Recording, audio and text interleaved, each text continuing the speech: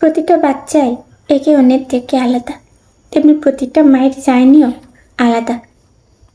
অনেক বাচ্চা 3 মাসেই পটিতে বসে, আবার অনেক বাচ্চার 3 বছরেও পটি ট্রেনিং পসিবল হয় না। অনেক বাচ্চা আছে যারা 15 মাসেই চড়া শিখে ফেলে, আবার অনেক বাচ্চা 2 বছরেও কথা বলে না। কেউ অনেক মিশুক, কেউ আবার খুব লাজুক, মা ছাড়া কিচ্ছু বোঝে না। কেউ অনেক নাদুস নুদুস লক্ষ্মী, কেউ একটু হালকা পাতলা তবে ভীষণ চটপটে। তবে কি বুঝলেন, এটা কি আজীবন এভাবেই থাকবে? যে পটিতে বসছে না এখন, সে কি কোনো দিনই আর কমন ব্যবহার করবে না?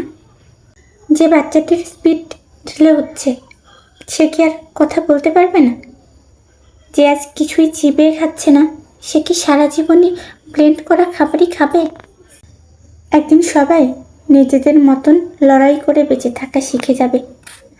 তখন কেউ জানতে চাইবে না সে কত মাসে হেঁটেছে, কত দিনে কথা শিখেছে, কত কত খাবার খেয়েছে।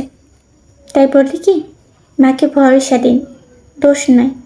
এই জার্নিটা একটা সার্টেন টাইম পর শেষ হয়ে যাবে, কিন্তু মনের ক্ষতগুলো আর সারবে না।